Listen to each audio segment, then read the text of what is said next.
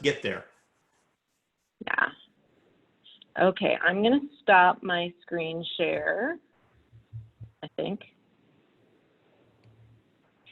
Okay, I think it's doing this, which should give Doug the chance to take over control. And okay, what I'd like to do is welcome everybody to Diventures series of expert talks. We've been having a lot of fun with these over the summer. I think I turned off my video instead of doing what I meant to do. So give me just a second here. Dun, dun, dun. Stop sharing. Turn on my camera and stop sharing. Let me try that instead. Okay, so we've been having a lot of fun with these expert talks over the last several months. This is our second time of having Doug joining us, so welcome, Doug. I appreciate you coming.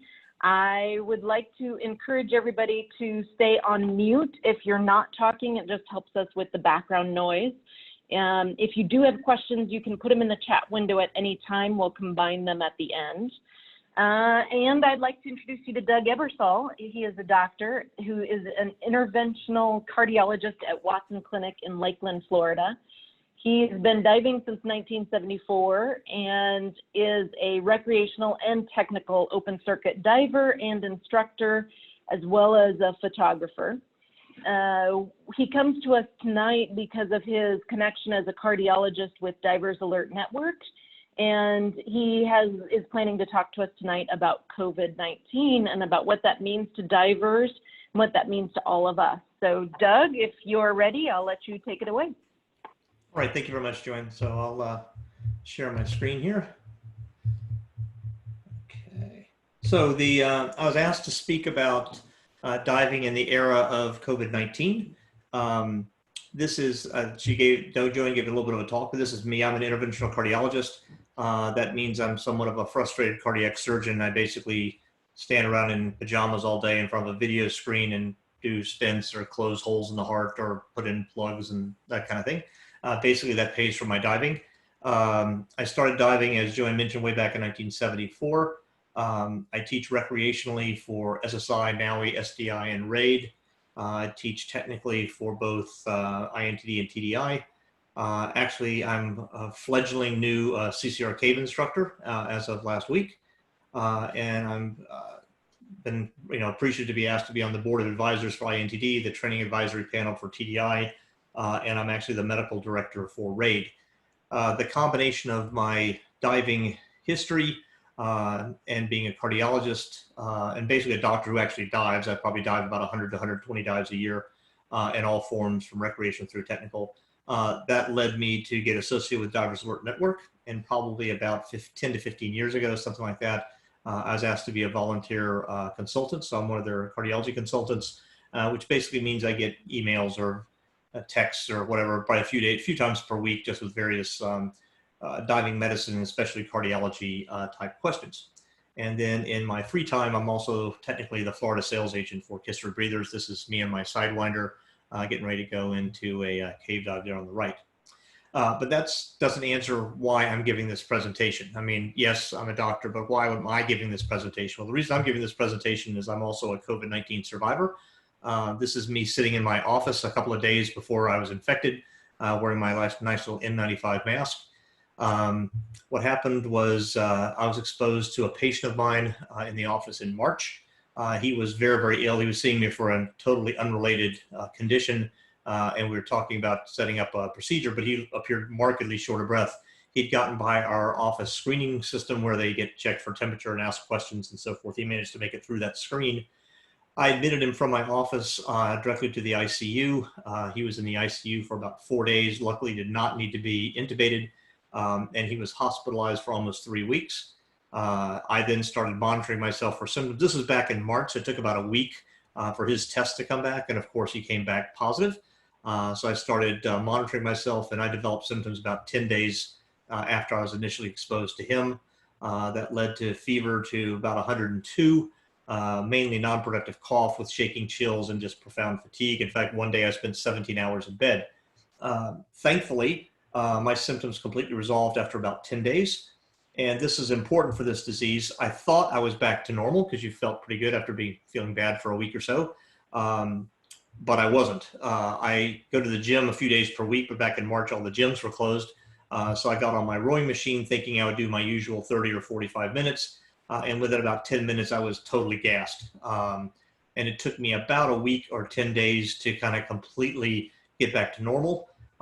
Thankfully, I also have access to some toys that a lot of you don't have access to. So after clinic one day, I put myself on a treadmill with a pulse ox and jogged on the treadmill for about 10 or 15 minutes just to make sure my oxygen saturation didn't drop. And then it didn't. So then the good news is I actually was able to go back to scuba diving about a month after I recovered from the virus. And as of last week, I've done just about 50 dives since then, everything from recreational to technical to CCR and caves. So thankfully, I'm one of the lucky ones and have gotten back to normal. So we'll talk a little bit about the virus itself. Just so everybody's on the same sheet of music, we'll talk a little bit about how it's affected the dive industry as a whole. And then we'll talk a little bit at the end kind of about what to do, how to get back in the water if you are unfortunate like me and come down with the virus. So this is some photos from my first dive back. That's me in the upper left corner with my dive buddy that he went with me on first dive back. And these are just a couple of the photos that I took on my first dive back. So this is the diving we have locally in West Palm. So I'm using this as a promotional thing. If you guys want to run a trip to Florida, I would recommend West Palm Beach. Currently my favorite operator down there is Pura Vida Divers, and that's their website down there. And that's kind of, if you look at the upper right, that's kind of how we've been diving in West Palm, which is everybody has to wear a mask and people are really spread out on the boats. Okay, background. And I just want to make sure that everybody's on the same sheet of music with this. The SARS-CoV-2 virus is a coronavirus that causes what we call COVID-19. I'm sure you guys have all seen the photographs. It's got these little crowns on it. That's why it's called a coronavirus. It is a spherical positive stranded RNA virus. It's coronaviruses are very, very common. They cause about 15 to 30% of the common cold. So these are around all the time. There have been a couple of mutations over the years, which led to 2 serious outbreaks in the past before our current pandemic.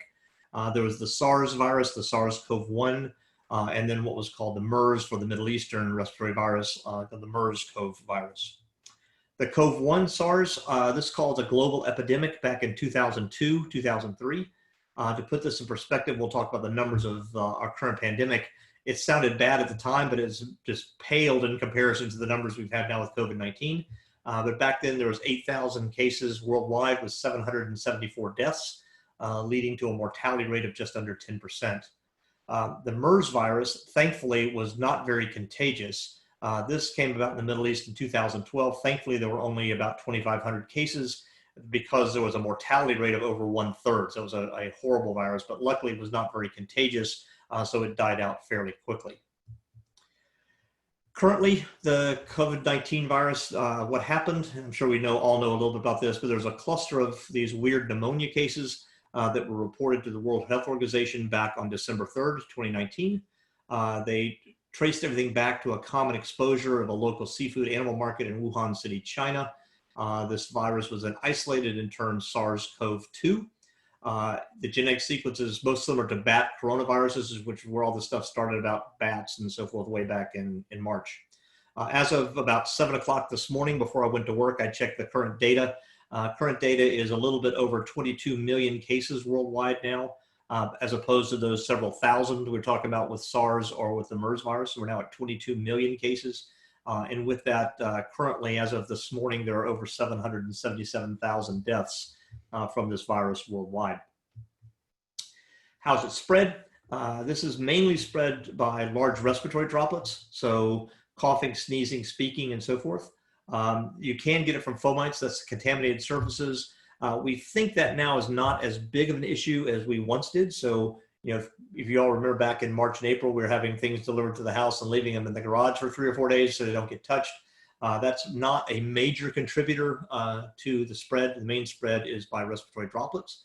The respiratory droplets, as long as you're simply speaking or breathing, these droplets can only probably travel about 6 feet in the air before they drop to the floor. That's the rationale behind our recommendations for staying 6 feet apart. Realizing, however, if you do something like cough or sneeze or sing, you're actually generating a lot more pressure and the droplets can travel much farther. So that's something just to be aware of. They can also be an airborne route where it's aerosolized. Aerosolized particles will stay in the air a lot longer.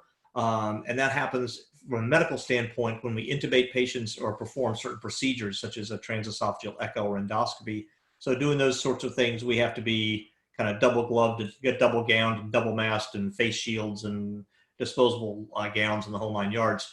In fact, when we intubate patients in the operating room these days, what we're actually doing is we're evacuating the operating room.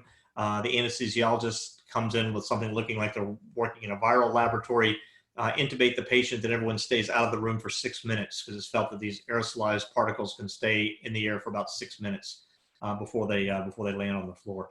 So that's kind of how that's working.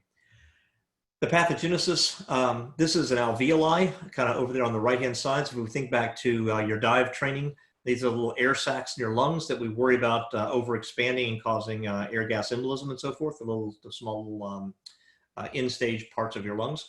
So what happens is the Sars virus, if you look at the cartoon there, infects the airways. That's right there at the top left of the little cartoon.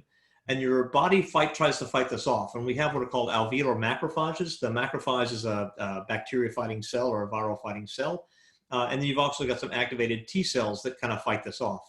And in a lot of people, that's completely effective, and they have minimal symptoms or no symptoms at all. The problem is, in some people, the infection can spread. It can get out of the alveoli, causing diffuse lung injury, and it can even spread into the bloodstream and spread to other organs. And then these people, when this happens, you get this massive inflammatory response, what they call a cytokine storm, where you're trying to fight this virus off. And the combination of the virus itself and this marked inflammatory response is what puts people in a world of hurt from a breathing standpoint. And those are the people that end up on ventilators and so forth. So severe lung injury is possible, and it can cause damage not just to the lungs, but to other organs. This is an example from our hospital. Trust me that the x-ray on the left is a normal looking x-ray. You can see this is a patient's got fairly dark lungs on both sides with the heart there in the middle. This is a high-risk patient because if you notice they have sternal wires. That's the wires there in the middle of the chest there from their prior bypass. And the thing in the left chest up top there is a pacemaker. So this is an elderly person who's had underlying heart disease with bypass surgery and a pacemaker. So they are at high risk. However, the following day, so the picture on the right is 24 hours after admission. I think you can see this person had a marked inflammatory response with big white fluffy infiltrates in both lungs. And if you look just above the circular wires there in the midline, there's a vertical linear line. That's from the endotracheal tube. So this is a person within 24 hours was intubated and on a ventilator. Luckily, they did survive, but it was a very long, complicated course. So this can be a problem. The next slides I'm going to show you are some CAT scans. And the reason I'm going to show you some CAT scans is because there's a mention about that with a doctor in Austria back in April that we'll talk about maybe 15 minutes or so down the road here. So this is what a normal CAT scan looks like there on the left. The images are as if the patient is laying down. So their chest is at the top, their back is at the bottom. And it's like you're slicing someone like a loaf of bread. So this is slicing through at the level of the heart there in the midline. And you see the black lungs on either side. The small little white things are the normal blood supply into the lungs. But if you look at the panels on the right, you can see all these white, fluffy, patchy infiltrates all over. It's kind of a multi-lobar they call pneumonia spread all throughout the lungs. So the A, B, and C are the same kind of slices like you see on the left. And then the D, E, and F are other slices. That middle one, the E, is kind of like the chest x-ray that we had just looked at before. So you can see all these patchy white infiltrates. And these are the people that get into trouble and the people that end up on ventilators in the hospital. So how does this work? Well, the incubation period, which is the time that you've been infected, but you haven't developed any symptoms. The mean is about 5 days with a range of anywhere from about 2 to 10 days. That's the people we worry about because these are people who are walking around with the virus, have not gotten sick yet, but can be infectious to other people. So this is one of the main reasons for wearing masks and so forth, is to avoid infecting people because you don't know you're sick. The initial symptoms are classically fever, a non-productive cough, meaning kind of a hacky cough where you're not really bringing not much phlegm up. And if people start getting short of breath or have rapid breathing, those are the people that are kind of getting into trouble. If you look at the little timeline there on the right, so symptoms start about 5 days after exposure. If people are going to get hospitalized, it's within a few days. Within a week or so, people are starting to develop these very bad lung illnesses if they do. And you can see the progression through there. About 5% of people end up in the intensive care unit. Those people, if you have them able to ventilate them supine, kind of normally, have mortality rates still close to 50% in some centers. We occasionally have to put people on their stomach, so we have to ventilate them what they call prone. Those people are very, very sick and have mortalities as high as 90%. So the people who get sick enough to get in the intensive care unit are very, very ill. And respiratory failure can occur a week, 10 days after, something like that. Like I mentioned, it can affect other organ systems. While usually this is a respiratory illness, it can affect the heart as well. When it affects the heart, what it causes is what's called a cardiomyopathy. I jokingly say that in medicine, we have to make things long because we charge people by the letter. But a cardiomyopathy basically means a weakened heart muscle. If you look at the little pictures there on the right, the normal heart, the area that's dark red with the arrows is kind of the normal shape of the left ventricle, the main pumping chamber. You can imagine from a sports analogy that shape is more like a football. When the heart weakens, that ventricle becomes more rounded, more like a basketball. And in a round form like you see on the right there, that dilated ventricle, the heart does not pump very efficiently. And that leads to congestive heart failure, fluid backing up in the lungs, and so forth. And additionally, people with dilated ventricles like that have a propensity to have very dangerous heart rhythms. So if this affects the heart, it can cause a lot of weakness of the heart muscle and can put people at risk for dangerous heart rhythms. The other problem that happens with this virus is it makes people what they call hypercoagulable. Again, we charge by the letter. What that basically means is the clotting system of your heart, of your body gets activated and you start clotting things off that shouldn't normally be clotted off. This is not unique to COVID-19. It occurs with other viruses like HIV, dengue fever, and Ebola. And the original SARS-CoV-1 virus did the same thing. DIC is disseminated intravascular coagulation. Again, just lots of clots. DVTs are blood clots in the legs, and pulmonary emboli are blood clots that have gone from the legs up to the lungs. So the COVID-19 patients are at risk for forming clots. I'm sure we've all heard the horrible story of the poor Broadway actor who clotted off his leg and lost a leg, and then eventually, unfortunately, ended up dying in the ICU up in New York. But when you cause these clots, things can happen like clotting off the brain, causing strokes, clotting off the legs and losing a limb. We've had several cases over the last month or so of young people with no real reason to be having heart attacks coming in with heart attacks. And the coronary arteries look basically pristine and normal, except they've got a big clot where they've closed off one vessel, and then they subsequently turn out to be COVID-19 positive. So it can cause clots in the heart as well. In the vein system, it again can cause blood clots in the legs, and those blood clots can progress to the lungs and cause pulmonary emboli. We've had people who have gotten very, very ill from pulmonary emboli and died from that as well. So again, it's usually a respiratory illness, but it can spread to other organ systems. Okay, when this first came out, people said, oh, it's the flu. This is a virus, it's just like the flu. Okay, this clearly is not the flu. This is a graph looking at mortality rate there on the vertical axis and what's called the R0 number, the basic reproduction number on the x-axis, the horizontal axis. The basic reproduction number is kind of how infectious this certain illness is. So if you have an R0 of less than 1, that means everybody that has this disease is going to infect less than or fewer than one person, and the disease dies out. The higher that R0 number, the more infectious something is. So if you look at something like mumps or measles, you're looking at numbers like 10 or 15. So everybody who gets the mumps or measles would infect 10 or 15 more people. The flu is down around 1. COVID-19 is between about 2 and 3. SARS was again around 3 to 4. Luckily, if you notice the MERS, that's the one I told you about that was the Middle Eastern virus, had the 30-something% mortality. Luckily, its R0 number was less than 1, which is why there's a very small number of cases, and it died out very quickly. More importantly, if you look at the mortality rate, you can see some of the things, untreated rabies or untreated HIV with extremely high mortality rates. If you blow up the graph, that little insert, and look at the flu versus COVID-19, the flu every year has a mortality rate of about 0.1%. So 1 out of 1,000, basically. COVID-19, as best we can guess, has a cumulative mortality rate of about 3.5%. Here in Polk County in Central Florida, we've been tracking this. Our current mortality is 2.4%, so it kind of fits along with that number. The mortality rate is strongly linked to age. So if you're very, very young, and I would define young as, let's say, under the age of 40, your likelihood of dying from this disease is well under 1%. Now, you can spread it to your grandparents or your parents and cause their death, but your likelihood of dying from it's quite low, but does happen. You can see as age increases, however, the mortality rates start to skyrocket. And when you get over the age of 70, it's getting close to a 10% mortality rate, and over the age of 80, it may be as high as 15%. Now, again, we don't know the real numbers here because we haven't tested everybody. So these are people that have been tested for some reason, have been shown to be positive, and then have, this is the mortality rates. But again, just to show you the trend, which is that very, very young people have very, very low likelihoods of problem, but as you get older, it's a major issue. And we had a real problem here in Florida with the nursing home population that we have because of these high mortalities. This is just looking at about that contagiousness number, that R naught number. So this just puts a little bit, some of those on the right-hand side, showing that things like measles has an R naught number of 12 to 18. So every person would infect 15, 18 people. As you start moving down the list, the things like smallpox, polio, mumps, and so forth, the numbers are a little bit lower. COVID-19 is somewhere around 2 to 3. And what we're trying to do with things like social distancing,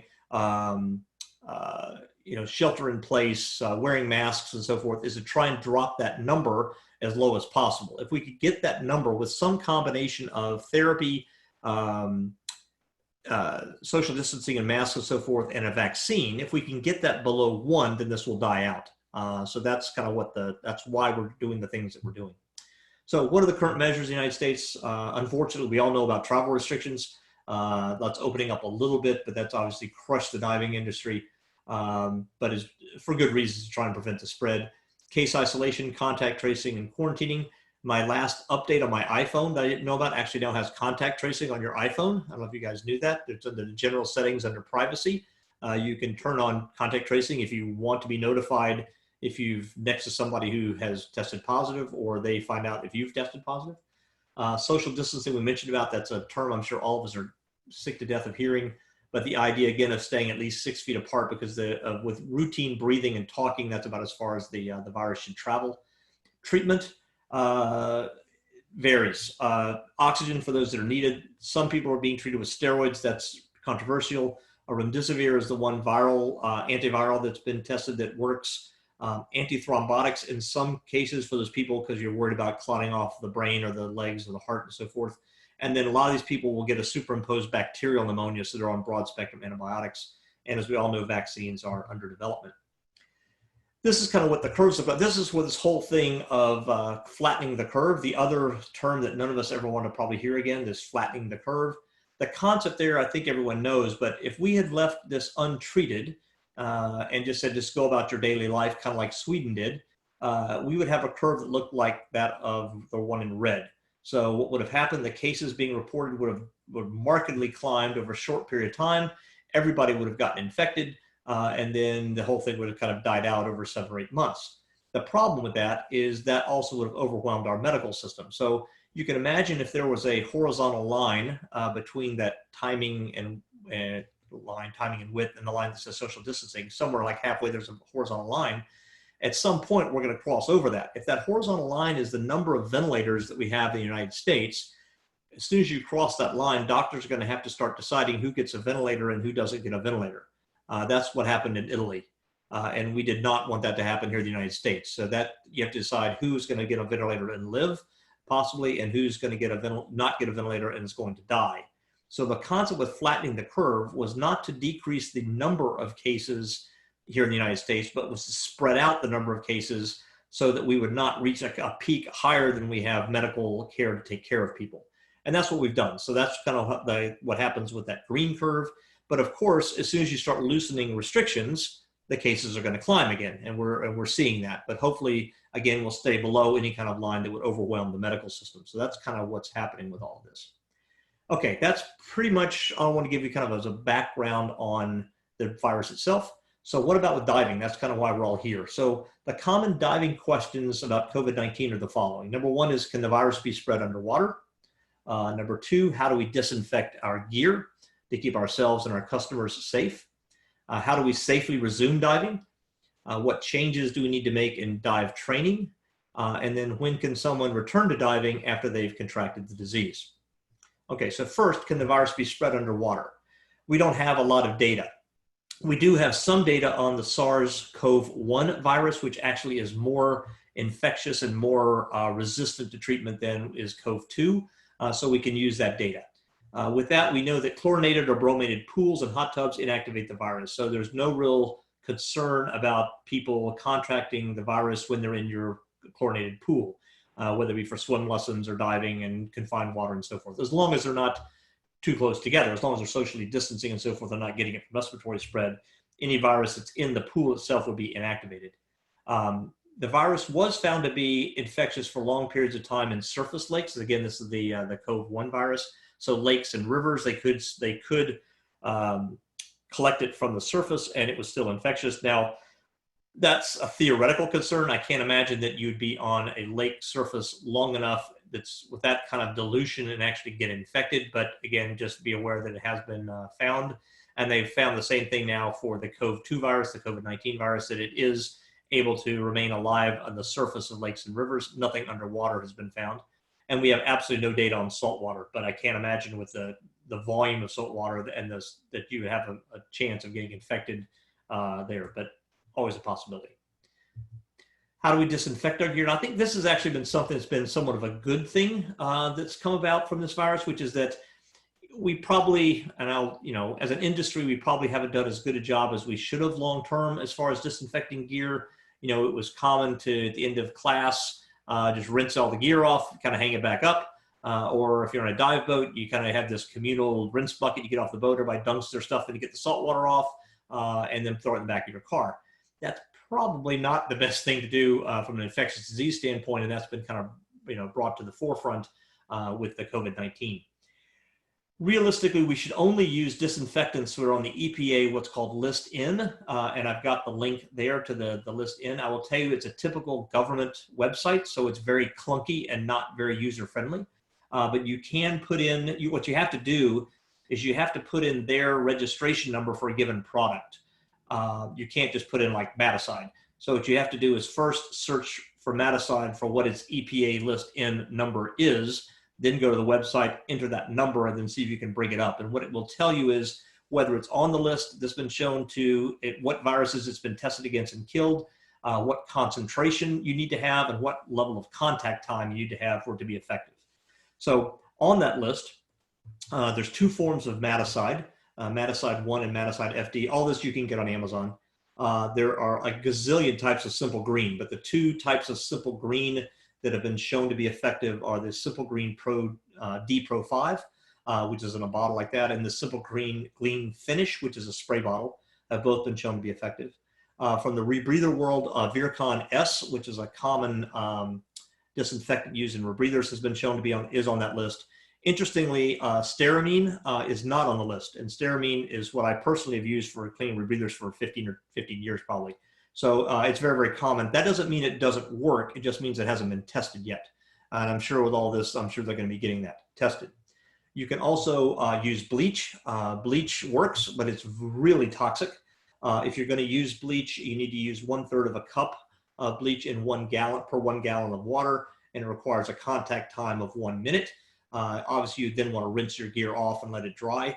And with all of these products, you got to be careful not to reinfect the gear. In other words, you can do the right thing, but if the person in charge of hanging your gear back up in the rental fleet is sick and is coughing into their hand and picking up the rental gear and putting it back on the rack, you clearly defeated the whole purpose. So you've got to be careful, not just with the gear, but with who's handling the gear. The other problem is all of these things, we're trying to be green these days. All of these products are not very environmentally friendly.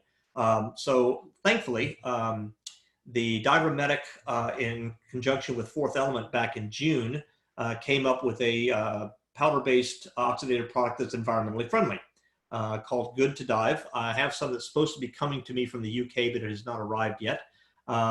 If you happen to see this product, it's 1 tablespoon in 1 gallon of water.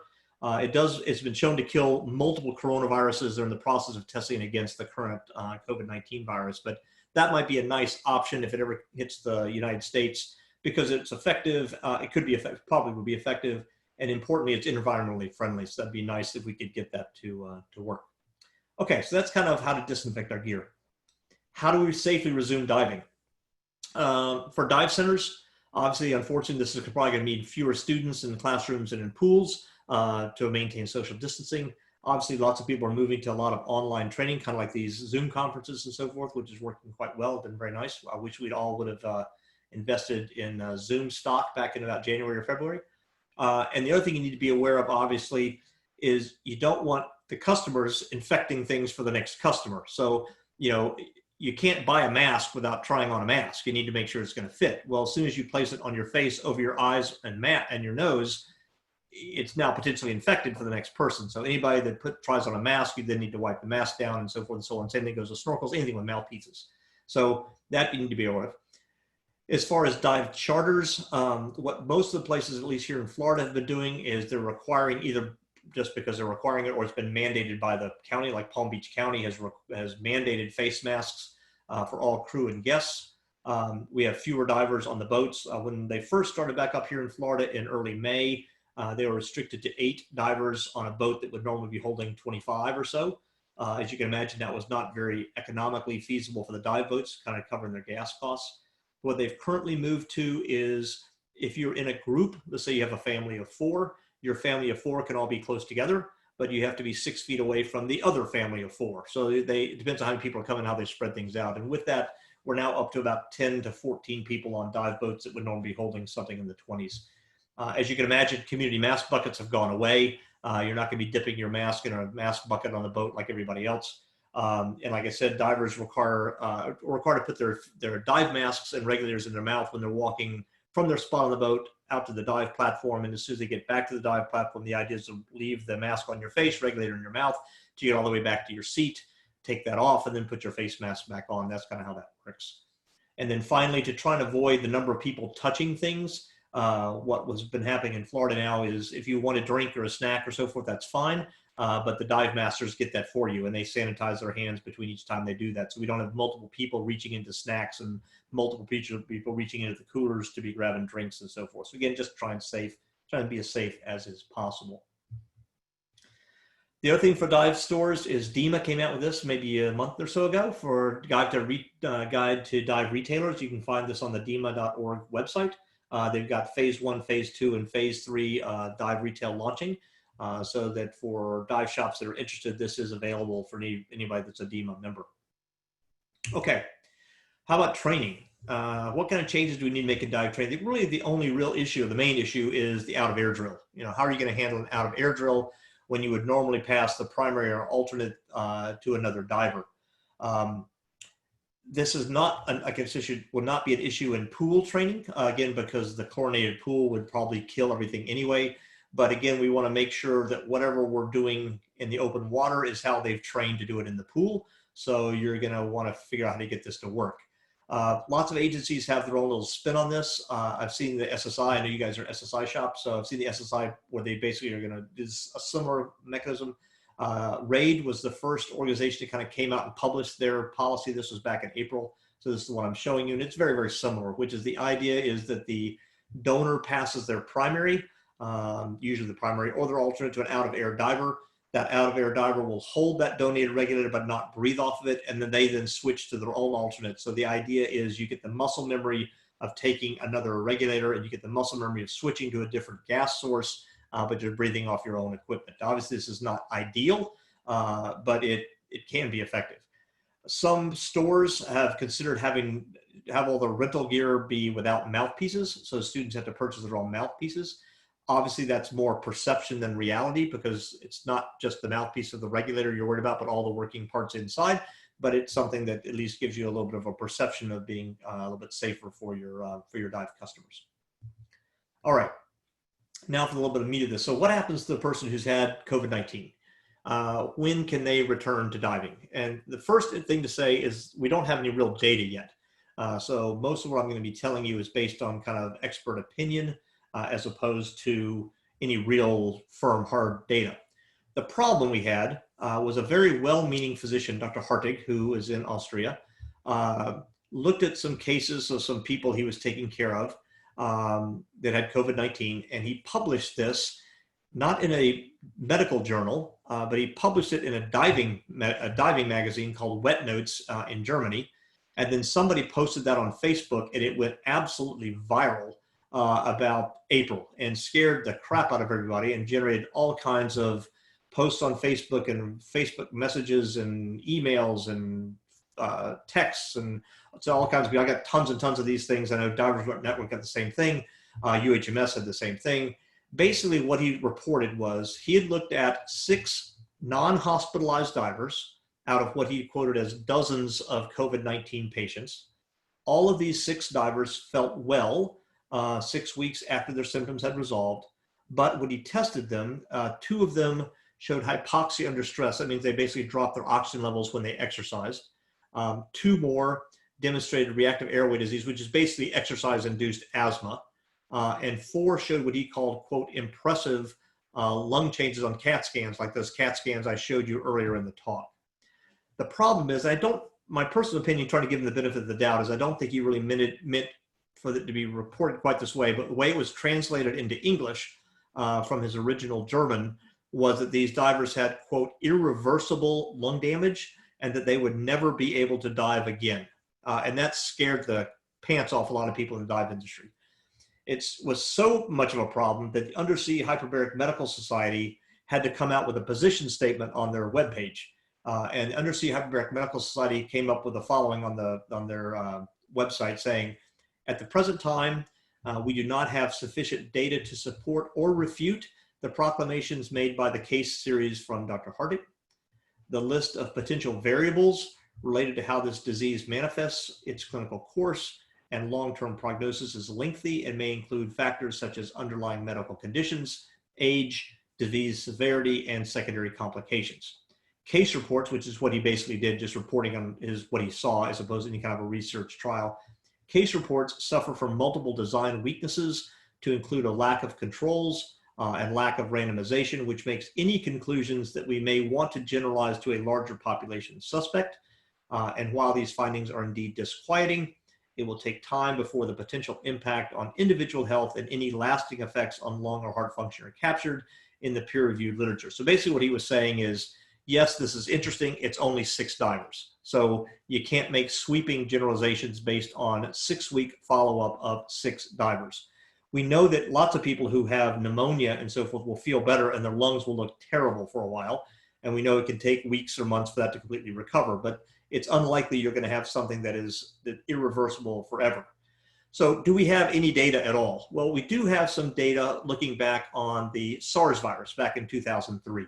So this was published in the medical literature in the European Respiratory Journal in 2004.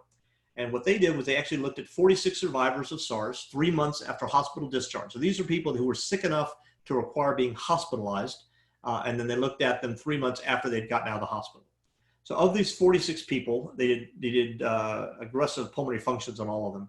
50% of the people had absolutely no abnormalities whatsoever. So half the people had perfectly normal heart or perfectly normal lung function. They did have abnormal findings seen in the other 50%, and these little acronyms down there, FVC, FEV1, so forth, are just lung functions things we do as far as vital capacity and the ability to expend air in 1 second and so forth. But basically, they found abnormality findings in the other 50%. However, all of these were very mild except for 1 case. So what they basically found in 46 people was that 23 people had completely normal lung function 3 months out. Of the remaining 23, 22 had mild abnormalities, and only 1 person out of 46, that's going to be a little bit over 2%, had any kind of significant finding 3 months out. So we're hoping that we don't know yet. We're hoping that the SARS-CoV-2 or COVID-19 will respond in the same way. So you expect to have people have some abnormalities to recover over time, and a very, very small proportion would have long-lasting effects and not be able to die for months, or maybe not be able to die forever. But that would be a very small number of people. The only society that's come out with any firm recommendations at the moment is the Belgian Society for Diving and Hyperbaric Medicine. I'll have to admit that as of April when this came out, I did not even know there was a Belgian Society for Diving and Hyperbaric Medicine.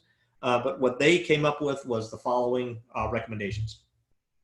To avoid spreading the disease, They recommend people who've had COVID-19 wait a minimum of 2 months before resuming diving activities. That's to avoid spreading the disease, because in some people, they have found active virus 35 days after exposure. That's very, very rare, but again, trying to be conservative. And they're saying divers who test positive but are asymptomatic wait at least 1 month before resuming diving.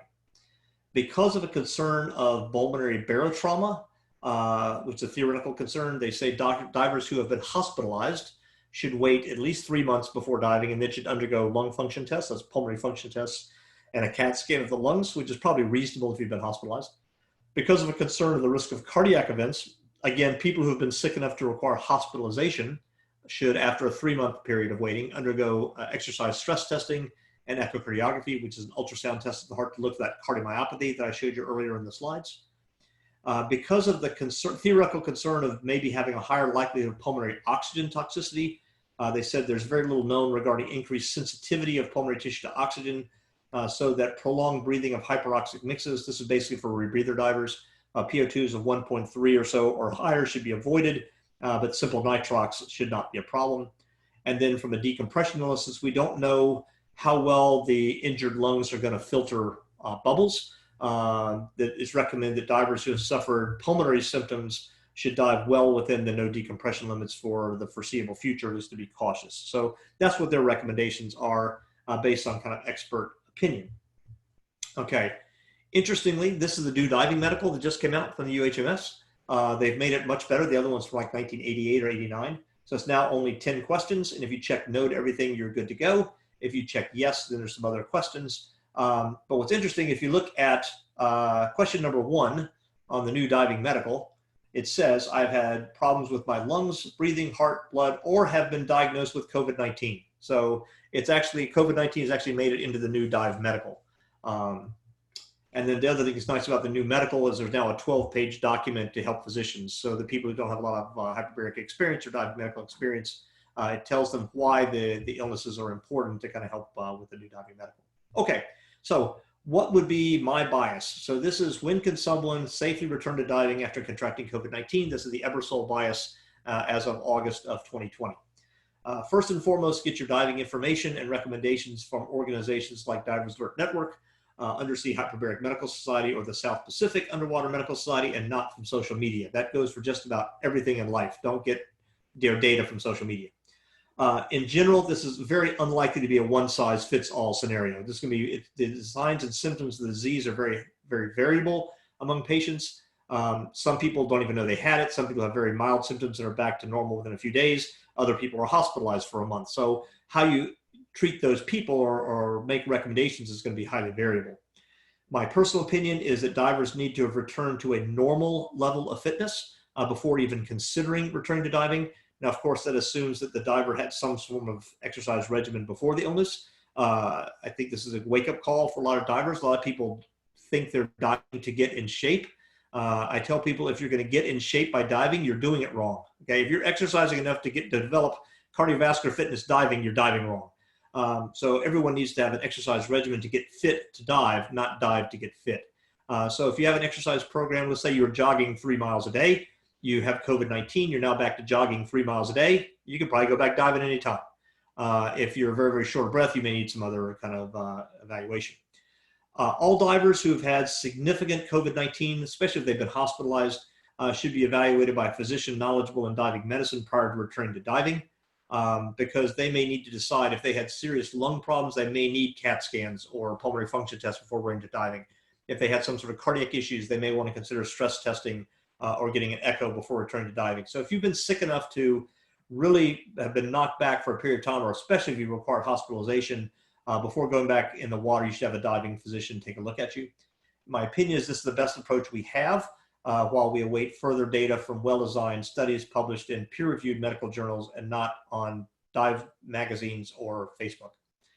Interestingly, Dan is trying to get some data on this. So Dan is organizing a study to follow divers who have contracted the disease. So if you have been unfortunate and contracted this, or you know of someone who has, and they'd be interested in helping Divers Alert Network gather some data to help make some more firm recommendations in the future, you can email them at medic@dan.org.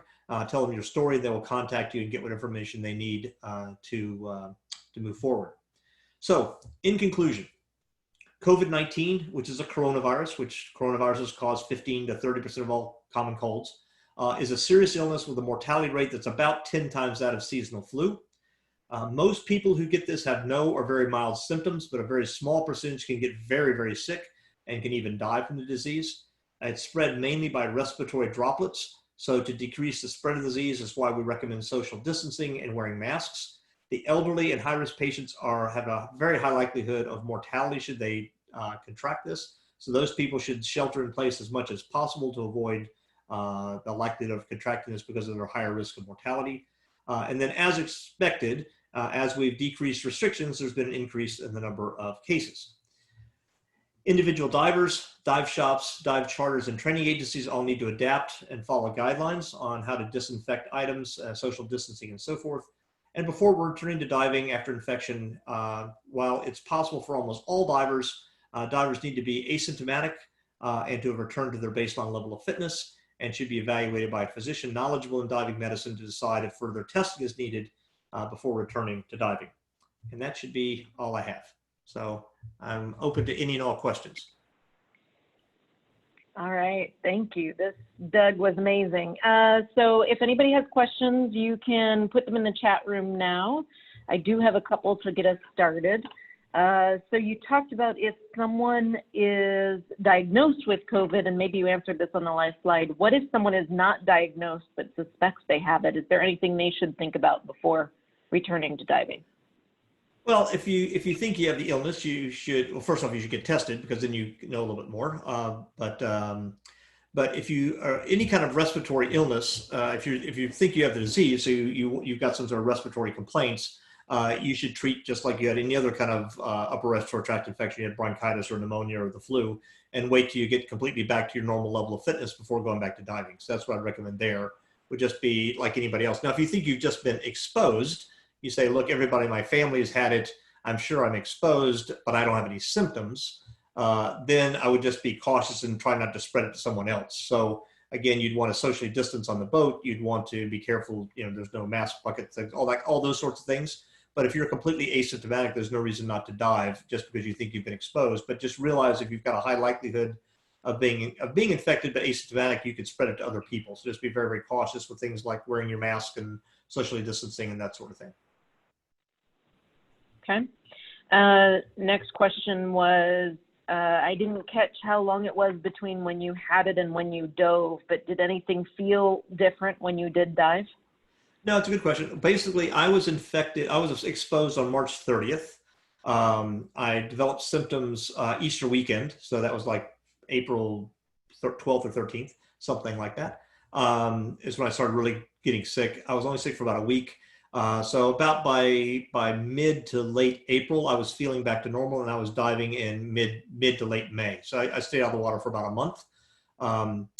What I did was I did that dive I showed you in West Palm, so an easy little recreational dive first, just to make sure I was feeling okay. I had no problems. Of course, before I got back in the water, like I said, I jogged for 10 or 15 minutes on a treadmill with a pulse ox. My pulse level, my oxygen levels were staying over 98%. And I've been either at the gym 3 or 4 days a week by that point, or on my rowing machine 3 or 4 days per week at that point. So stamina-wise was fine. So no, I didn't notice any change. But I did and then I actually did a 3-hour cave dive in Jenny Springs with a friend of mine who Kim knows quite well. He used to work with. And the plan there was I was leading against the flow. So the plan was to swim in about 45 minutes or so against this 2-knot current, pulling and gliding and so forth, and see kind of how I was doing. And the plan was if I had any issues whatsoever, I was going to thumb the dive, we'd come out. But we had a nice, with decompression, pretty close to 3-hour dive with no problem. And from that point on, it's been kind of off the races, and I've been very fortunate with no issues whatsoever. Good. This is about how COVID deaths are counted. If a person is in their 80s or 90s and is diagnosed with COVID, how do they decide if it was a COVID death or an age death? Okay. Well, it's like any other form of death. There's primary causes of death, and there are secondary we call contributing forms of death. So if I fill out a death certificate, the death certificate is going to say what's the primary cause of death. and then what are the underlying conditions. So what will happen is the main issue is what is someone's primary cause of death. Now, the number one cause of death you could say is cardiopulmonary arrest, right? But that's not very helpful. You know, everybody's heart stops when they die. So that you're not allowed to put that down as a cause of death. So if somebody comes in with a heart attack and dies, okay, then their primary cause of death is going to be a heart attack, and their secondary things may be hypertension and diabetes and whatever, they'll all be listed. If somebody were to come in with a heart attack, survive the heart attack, and then develop COVID-19, get infected in the hospital, and then die from COVID-19, that would be primary cause of death, would be the COVID-19. If somebody comes in with a heart attack and they happen to have, they get tested and they're positive for COVID-19, but they've got a standard run-of-the-mill heart attack, their primary cause of death is going to be heart attack, and there'll be a secondary diagnosis with the COVID-19. So it kind of depends how they report that. But if they're reporting primary causes of death, then those are all accurate, in my opinion, the COVID-19 primary cause of death. There are going to be a lot of people who die these days who also happen to have COVID-19, just like there's a lot of people who happen to have hypertension or happen to have diabetes and die from other things. So it's unclear because no one's really doing a case-controlled series. There's obviously lots of conspiracy theorists out there, but trust me, the medical, and you don't get paid extra for this or paid extra for writing this down. That's all conspiracy theory. Trust the fact that your physicians and nurses are doing the best they can. And if they're putting down COVID-19 was the cause of death, then basically the reason the person expired was because they had COVID-19 that they just could not get them well from. But that's the best I can say with that. I can't speak for everybody, but that's kind of how it works. Good. How available do you think doctors are that are understanding how to make decisions regarding returning to diving? And is there a state-by-state thing regarding how many doctors are? That's a very good question. I will tell you from personal experience that there is 0%, there's zero teaching of diving medicine in medical school. So the only people who are going to have diving knowledge are people who are interested in it. The best way, if you have that kind of a concern, is to call the Divers Alert Network. They have a referral network of over 700 doctors nationwide. So call Divers Alert Network, not the emergency line, just the regular line, talk with the medics, and ask them to refer you, give you a name of somebody close in your area, and they can just give you a name, or they can actually ask for a specialist. You say, I want a pulmonary specialist, or I want a neurologist, or I want a cardiologist. They can kind of cross-reference and get you to the closest person in your area. Perfect. The last question I have so far, is it necessary to be concerned with disinfecting our personal gear as it is if it's rental gear or shared gear? I would say no. The reason being is it's your own flora. So, you know, I still disinfect my gear, but if you think about it, if it's something that you're breathing on, no one else has been breathing on, and you're infected, whether your gear's infected or not, it's not going to change how you respond to things. So that's not really that big of an issue. So the major issue, it would be rental gear, or gear that's going to be shared, you know, borrowed gear or whatever, or if you have to air share with somebody. But for your own gear, it's not that big of a deal. My personal practice has always been, I dive, as Kim knows, I almost always dive on a rebreather, but I always rinse my gear out, but I also always sterilize the working parts of a rebreather. If it's open circuit stuff, I don't usually bother unless I've had some sort of issue. If I've been in nasty water or something like that, then I may, or if I flooded something or got water, you know, nasty stagnant water into my BC, you know, I'll probably rinse it out, probably put a little bit of disinfectant in that just cause. But usually it's not a problem if it's your own gear. The main issue is if you've got other people's gear or rentals, obviously in your guys' situation at Diventures. So you're disinfecting your rental gear. And I'll put a plug in for that as well. I think this would be a perfect time in our classes to get the students involved in that process. You know, as opposed to the poor instructor staying 3 hours after class and rinsing everything out and disinfecting. Let the students do it with you. It first develops good habits of them doing it and seeing the importance of that sort of thing. And secondly, it will build confidence in your program, you know, in your dive shop. That, look, these guys are really looking out for me. They're making sure that everything's disinfected before I pick it up the next time. So if after class you have the students going to help you, you know, put things in, rinse things in the proper disinfectant, they learn how to do it, they learn the importance of it, and it builds confidence in your program. So I think that's a good teaching point as well. The next question follows, says, so you're saying you should own your own total diving system to protect yourself from COVID-19? Absolutely. I know we have certainly seen people, there's certainly an uptick of people more interested in owning their own regulators. Right, and even before, obviously, you're right in a somewhat tongue in cheek, but that is true. But to be honest with you, the statistics I saw 10 or 15 years ago was 90% of divers who don't buy their own gear stop diving. So I think it's very important to buy gear for a variety of reasons. First off, if you own your own gear, you're more comfortable. So and comfort is very, very important. So knowing your own regulator, knowing your own BC, how you're going to drop your weights, where you've got air degraded or not is very, very helpful in confidence with diving. And secondly, to be perfectly honest, if you own your own gear, you've put that much money into it and you keep walking by the garage and seeing it, you're saying, well, crap, I need to go diving. I've paid all this money for this stuff. So yeah, I think there's lots of reasons to own your own gear, and COVID-19 has just reinforced that. Yeah, definitely. This one's interesting. There was a lot of talk about this a couple of months ago. What is the risk of transmission via air compressor during air fills, such as if someone has COVID-19 while in the area of an air compressor that is filling cylinders? Right. The heat with a compressor will pretty much wipe out COVID-19. So it shouldn't be much of a problem as far as the intake and so forth. Just the compressive forces should not be a problem. So I wouldn't get overly concerned. If your compressor is up to standards, the likelihood of infecting dive gear via a compressor, infecting a tank via a compressor is exceedingly low, just because of the heat and so forth involved. All these viruses are heat inactivated. Okay, so that's the last of the questions I have in the chat room. Is anybody else have something else? And if not, Doug, this was super intriguing to me. I was excited for this topic, and as always, you're a very wonderful presenter. So thank you for your time. We appreciate it, and hope to talk to you soon, maybe in St. Lucia. Yeah, send me the link to the trips. Absolutely. Thank you, everyone, for joining. I will let you know when we have our next one on the books. All right. Thank you all very much. Thanks for the attention. I appreciate it. You guys have a great night. Thank you, everyone. Thank you.